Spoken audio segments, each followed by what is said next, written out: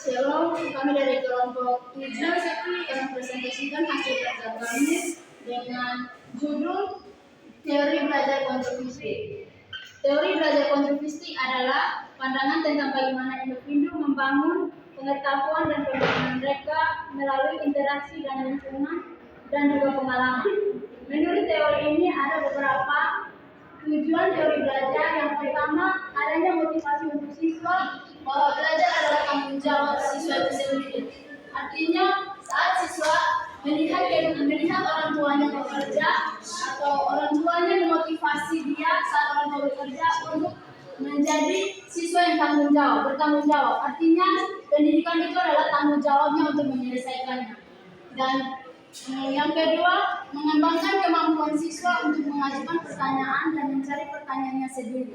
Artinya, saat siswa dalam pendidikan, ia akan berusaha mencari pertanyaan sendiri dan menjawab pertanyaan itu sendiri. Artinya, dia tidak membebankan orang lain untuk menjawab pertanyaan atau memberikan pertanyaan tersebut. Yang ketiga, membantu siswa untuk mengembangkan pengertian pemahaman suatu konsep secara lengkap. Dari teori belajar ini, yang ketiga, membuat siswa untuk mengembangkan kemampuan. Belajar adalah suatu aktivitas yang siswa akan melakukannya dengan pemahaman secara lengkap, artinya dia akan menghasilkan sendiri konsep belajar itu. Dan keempat, mengembangkan kemampuan siswa untuk menjadi pemikir yang mandiri. Seorang siswa akan belajar untuk menjadi seorang siswa mandiri, artinya setiap proses pembelajaran itu dia akan melakukannya sendiri dari ketiga jawaban yang ada. Artinya dia akan menjawab pertanyaan itu, memberikan pertanyaan itu, dan juga menjadi motivasi. Yang kelima, lebih menekan pada proses belajar bagaimana belajar itu. Artinya seorang siswa akan lebih fokus, artinya mengartikan belajar itu dari dirinya sendiri, bagaimana belajar itu sendiri yang benar untuk dirinya, untuk menjadi seorang siswa yang mandiri. Dan materi yang kedua saya akan beri kesempatan. Baik, di sini saya akan menjelaskan tentang unsur-unsur dalam teori belajar. Di sini teori belajar konstruktif merupakan salah satu teori pembelajaran yang meningkatkan pada peran aktif siswa dalam membangun pengetahuan dan pemahaman baru melalui proses interaksi dengan lingkungan dan pengalaman. Di sini ada 5 unsur. Yang pertama, memperhatikan dan memanfaatkan pengetahuan siswa. Yang kedua, pengalaman belajar yang autentik dan bermakna. Yang ketiga, adanya lingkungan sosial yang kondusif. Yang keempat, adanya dorongan agar siswa mandiri. Dan yang kelima, adanya usaha yang mengenal siswa tentang dunia. Dan materi selanjutnya sebelum Ciri-ciri teori belajar konstruktif yang pertama adalah memberi peluang kepada murid-murid untuk membangun pengetahuan baru, penglihatan baru. Yang kedua, mengalahkan soal atau ide yang dimulai oleh murid dan menggunakan karya sebagai panduan untuk menyusun atau merancang pembelajaran. Yang ketiga, menyokong pembelajaran secara kooperatif, mengambil sikap dan pembawaan murid. Yang keempat, mengambil pendapatan kajian ide bagaimana murid belajar dari suatu ide. Yang kelima, mengarahkan dan menerima daya usaha dan otonomi murid. Materi selanjutnya. Baik, saya menjelaskan tugas guru dapat dibuatkan. Yang pertama, menyediakan pengalaman belajar yang mungkin siswa bertanggung jawab dalam merencanakan aktivitas belajar. 2. Menyediakan saran belajar yang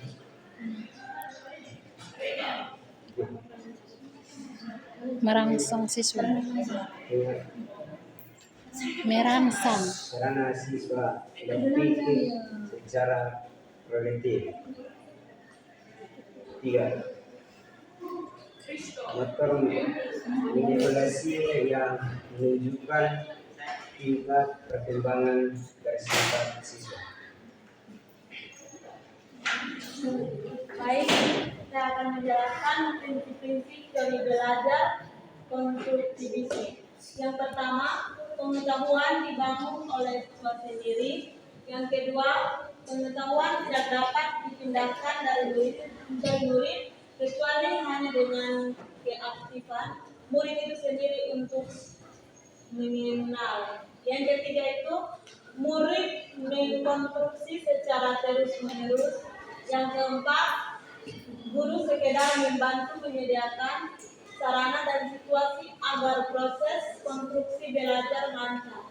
Yang kelima, menanggapi masalah yang relevan dari siswa. Yang keenam, struktur pembelajaran seputar konsep, utama pentingnya sebuah pernyataan. Yang ketujuh, mencari dan menilai pendapat siswa. Yang kedelapan, menyelesaikan kurikulum untuk menanggapi tanggapan siswa. Baik, saya akan menjelaskan tentang aspek-aspek. Yang pertama, proses belajar konstruktivistik. Esensi dari teori konstruktivistik adalah siswa harus menemukan dan mentransformasikan suatu informasi kompleks ke situasi lain, dan apabila dikehendaki informasi itu menjadi milik mereka sendiri, sehingga dalam proses belajar siswa membangun sendiri pengetahuan mereka dengan keterlibatan aktif dalam kegiatan belajar mengajar. Yang kedua, peranan siswa. Dalam pembelajaran konstruktivistik, siswa menjadi pusat kegiatan dan guru sebagai fasilitator. Karena belajar merupakan suatu proses pemaknaan atau pembentukan pengetahuan dari pengalaman secara konkret, aktivitas kolaboratif, refleksi serta interpretasi yang harus dilakukan oleh siswa sendiri. Yang ketiga, peran guru. Guru atau pendidik berperan sebagai fasilitator, artinya membantu siswa untuk membentuk pengetahuannya sendiri dan proses pengkonstruksian pengetahuan agar berjalan lancar. Guru tidak mentransferkan pengetahuan yang dimilikinya pada siswa, tetapi guru dituntut untuk memahami cara pikiran atau cara pandang setiap siswa dalam belajar. Yang keempat, sarana belajar. Sarana belajar dibutuhkan siswa untuk mengembangkan pengetahuan yang telah diperoleh agar mendapatkan pengetahuan yang maksimal. Yang kelima, evaluasi hasil belajar. Evaluasi merupakan bagian utuh dari belajar yang menekankan pada keterampilan proses baik individu maupun kelompok. Dengan cara ini, maka kita dapat mengetahui seberapa besar suatu pengetahuan telah dipahami oleh siswa.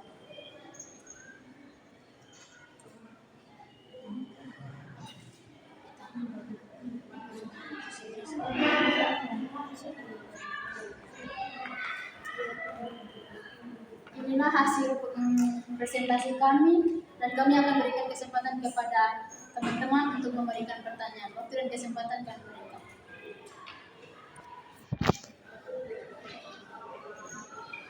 Baik, di sini saya ingin bertanya kepada teman-teman kelompok 7 tentang teori belajar konstruktivistik pada bagian ciri-ciri teori belajar konstruktivistik yang di dalamnya terdapat ide, ada kata ide. Jadi pertanyaan saya, bagaimana jika teknologi dalam pendidikan dapat digunakan untuk mendukung pembelajaran konstruktivistik dan juga sebagai pendorong atau pertukaran ide dan juga kolaborasi? Apa tanggapan yang teman-teman berikan?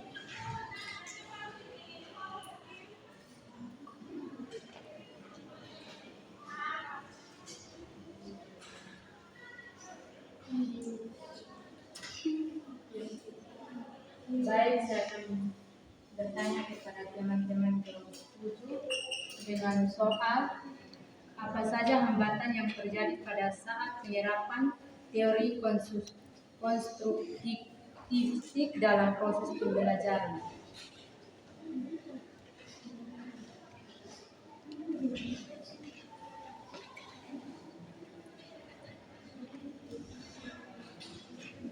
saya akan bertanya, bagaimana konsep konstruktivisme mempengaruhi pendekatan pengajaran dan pembelajaran di ruang kelas?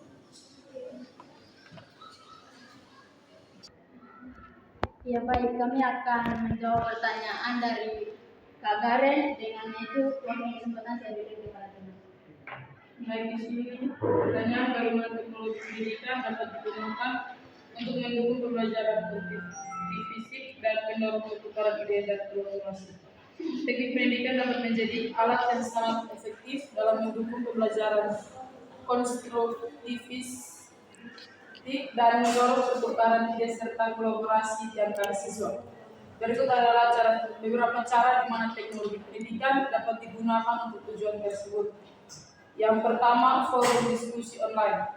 Forum diskusi online memungkinkan siswa untuk berinteraksi, bertukar ide, dan memberikan umpan balik satu sama lain. Ini dapat memperluas ruangan pembelajaran di luar kelas fisik dan mendorong diskusi yang menarik. Yang kedua, kolaborasi dokumen. Seperti Google Docs atau Microsoft online memungkinkan siswa untuk bekerja sama secara real time pada dokumen yang sama. Mereka dapat saling memberikan masukan, menyunting dan berkolaborasi dalam proses pembelajaran. Yang ketiga, proses kolaborasi berbasis teknologi. Siswa dapat bekerja sama dengan proyek-proyek berbasis teknologi seperti video pembelajaran, presentasi multimedia atau blog bersama. Ini tidak hanya memperkuat keterampilan kolaborasi, tetapi juga memungkinkan mereka untuk menyampaikan ide-ide mereka secara kreatif. Yang keempat, jaringan sosial pendidikan. Forum jaringan sosial khusus untuk pendidikan seperti Schooloh atau SES dapat digunakan untuk memfasilitasi interaksi sosial antara siswa, guru, dan orang tua. Mereka dapat berbagi ide, sumber belajar, dan memberikan umpan balik satu sama lain. Apakah ada tambahan dari Kak Garen? Ya baik, terima kasih atas jawaban dari teman-teman. Mungkin ada sedikit sanggahan yang dimana tentang bagaimana teknologi pendidikan dapat digunakan agar dapat mendukung pembelajaran konstruktivistik dan juga mendukung adanya pertukaran ide dan kolaborasi.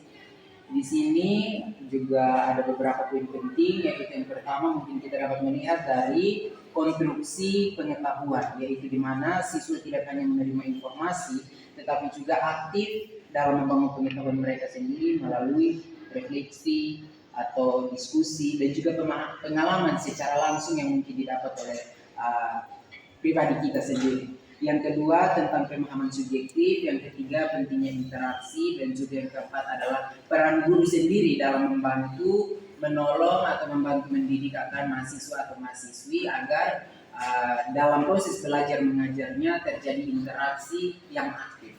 Yang kedua yaitu tentang strategi pembelajaran yang di dalamnya itu terdapat dalam bidang ide. Di situ kita bisa menemukan bahwa pembelajaran itu dapat berbasis proyek. Yang kedua, diskusi dan juga kolaborasi yang ada. Yang ketiga, pembelajaran dapat juga berbasis masalah. Kemudian yang keempat adalah refleksi dari mata-mata pelajaran yang ada tersebut. Jadi mungkin itu adalah saran saya. Terima kasih. Ya baik, terima kasih, dan kami akan menjawab lagi dua pertanyaan dari kawan, yaitu dari Kak Weli, dengan waktu kesempatan saya berikan kepada teman. Baik, pertanyaan, apa saja hambatan yang terjadi pada saat penerapan teori konstruktivistik dalam proses pembelajaran? Hambatan yang dialami guru dalam penerapan model pembelajaran konstruktivisme diantaranya, yang pertama, buku referensi bacaan bagi peserta didik yang minim. Yang kedua, jumlah personalia guru biologi yang masih kurang. Yang ketiga, alokasi pembelajaran yang sempit. Yang terakhir, fasilitas perlengkapan pembelajaran yang masih kurang. Apakah ada tanggapan dari Kak Weli? Ya baik, kami akan menjawab pertanyaan yang ketiga dari Kak Carolina dengan waktu kesempatan saya. Baik. Soal bagaimana konsep konstruktivisme mempengaruhi pendekatan pengajaran dan pembelajaran di ruang kelas. Konsep konstruktivisme memiliki dampak yang signifikan terhadap pendekatan pengajaran dan pembelajaran di ruang kelas. Berikut adalah beberapa cara di mana konsep konstruktivisme mempengaruhi praktik pengajaran dan pembelajaran. Yang pertama, peran guru sebagai fasilitator. Dalam pendekatan konstruktivistik, guru berperan sebagai fasilitator pembelajaran yang membimbing siswa dalam membangun pengetahuan mereka sendiri. Guru memberikan bantuan, dorongan, dan pertanyaan untuk membantu siswa memahami konsep-konsep secara mendalam. Yang kedua, pembelajaran berbasis proyek. Konsep konstruktivisme mendorong pembelajaran berbasis proyek, di mana siswa terlibat dalam proyek-proyek nyata yang memungkinkan mereka untuk menerapkan pengetahuan dan keterampilan yang mereka pelajari dalam konteks yang relevan. Yang ketiga, kolaborasi dan diskusi. Konstruktivisme mendorong kolaborasi antara siswa dan diskusi yang mendalam untuk membangun pemahaman bersama. Siswa diajak untuk berbagi ide, berdebat, dan membangun pengetahuan bersama-sama.